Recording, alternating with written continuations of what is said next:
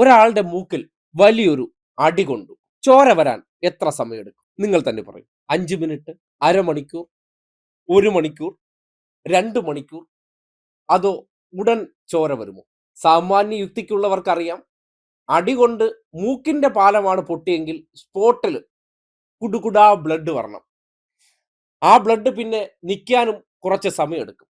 എന്നാൽ അടികൊണ്ട് പാലം തകർന്നു എന്ന് പറയപ്പെടുന്ന ഷാഫിയുടെ ഒരു ദൃശ്യം കൂടി പുറത്തു വന്നിട്ടുണ്ട്. അടിയെല്ലാം വാങ്ങിച്ചതിന് ശേഷം പോലീസുകാരെ ഭീഷണിപ്പെടുത്തുന്ന ഒരു രംഗം നോക്കിയേ.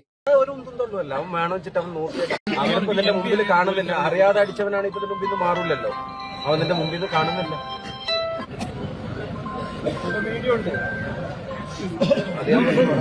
മൂക്കിൽ എവിടെയെങ്കിലും ചോര ഉണ്ടുവന്ന്, അതായത് ആ സംഭവവികാസത്തിന് ഒരു 10 മിനിറ്റിന് ശേഷമാണ് ഈ സംഭവം നടക്കുന്നത്.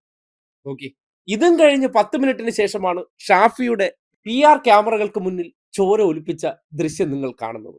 ഇനി നിങ്ങൾ പറയൂ, ആ പാലം പൊട്ടൽ എന്ന് പറഞ്ഞാൽ ഏത് പാലം പൊട്ടലെന്ന് നമ്മൾ ആലോചിക്കേണ്ടിയിരിക്കും.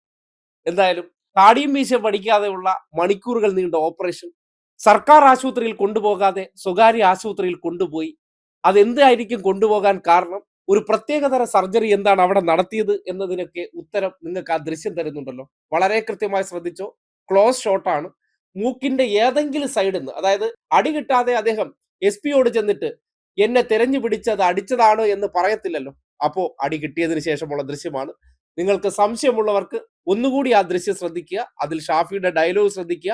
ഒപ്പം മുഖത്തെവിടെയെങ്കിലും ചോരപ്പാടുണ്ടോ എന്ന് നോക്കും. ഒരു ഒന്നുമല്ല, അവൻ വേണം വെച്ചിട്ട് അവൻ നോക്കിയത് അവനിപ്പോ ഇതിന്റെ മുമ്പിൽ കാണുന്നില്ല. അറിയാതെ അടിച്ചവനാണ് ഇപ്പൊ ഇതിന്റെ മുമ്പിൽ നിന്ന് മാറില്ലല്ലോ. അവൻ നിന്റെ മുമ്പിൽ നിന്ന് കാണുന്നില്ല. വീഡിയോ ഉണ്ട്. ഇല്ലല്ലോ, ഉറപ്പിക്കാമല്ലോ. ഇനിയാണ് കഴിഞ്ഞ 2 ദിവസമായി നിങ്ങൾ ഒരു ദൃശ്യം കാണിച്ചിരുന്നത്. അറിയാലോ, ഒരു വെള്ള ടവൽ വരുന്നു, മുഖം കഴുകി കഴിഞ്ഞ ഉടനെ ഷാഫി ആ വെള്ളത്തിന്റെ പുറത്ത് ആ വെള്ള തൂവല് ചൊവ്വ ഇരുന്ന ലിക്വിഡ് അങ്ങോട്ട് തേക്കുന്നു. പിന്നെ നാടകമായി, അഭിനയമായി, പിന്നീട് കേരളത്തിലെ മാധ്യമങ്ങളെ കൂടി കൂട്ടുപിടിച്ചുകൊണ്ട് ആഘോഷമായിരുന്നു. ഏത്? ICU ഫോട്ടോഷൂട്ട് ആഘോഷം. കേരളത്തിന്റെ ചരിത്രത്തിൽ ആദ്യമായിട്ടാണ് ഒരു പാലം തകർന്നതിന് ഇമാതിരി ആഘോഷം നടത്തുന്നത്. ഒരു ICUയിൽ കിടക്കുന്ന വ്യക്തിയുടെ അടുത്തേക്ക് KC വേണുഗോപാലും ഒരു പടയും ഒരു പഞ്ചായത്ത് മുഴുവൻ കൂടെ ഉണ്ടായിരുന്നു. ബാക്കിയുള്ള നേതാക്കന്മാർ, അതായത് എല്ലാ ചോട്ടാ നേതാക്കന്മാർക്കും ഫോട്ടോഷൂട്ടിന് അവസരം ഉണ്ടായി. അങ്ങനെയാണ് KPCC തന്നെ തീരുമാനമെടുത്തത്. 14 ജില്ലകളിലും ഒരു മൂക്ക് കാണൽ ചടങ്ങ് സംഘടിപ്പിക്കാം. അതിലൂടെ എല്ലാവർക്കും ഫോട്ടോഷൂട്ട് കൂടി എടുക്കാൻ അവസരം കൊടുത്തു കഴിഞ്ഞാൽ ഇതൊരു വലിയ പ്രചാരമാക്കി മാറ്റാം. അപ്പോഴാണ് ഈ ദൃശ്യം വീണ്ടും പുറത്തേക്ക് വരുന്നത്.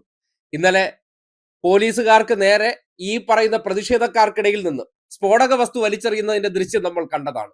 ഒപ്പം പോലീസുകാരെ തന്നെ പ്രതിഷേധക്കാർ വടിയോങ്ങി അടിക്കുന്ന ദൃശ്യവും വന്നു. ഈ അടിക്ക് ശേഷം നേരെ പോലീസുകാരടുത്ത് പോയി സംസാരിക്കുമ്പോൾ ചോരയില്ല, വിയർപ്പ് പോലും ഇല്ല. ആ വ്യക്തിയാണ് പിന്നീട് ഇപ്പോൾ ICUലായത്. അതും 48 കിലോമീറ്റർ അകലെയുള്ള കോഴിക്കോട് ബേബി മെമ്മോറിയൽ ഹോസ്പിറ്റൽ. കഥ, തിരക്കഥ, സംഭാഷണമൊക്കെ ആരാണ്, എങ്ങനെയാണെന്ന് ആ PR വർക്ക് പോകുന്ന വഴിയും ഇനി നിങ്ങൾക്ക് തന്നെ ആലോചിക്കാവുന്നതാണ്.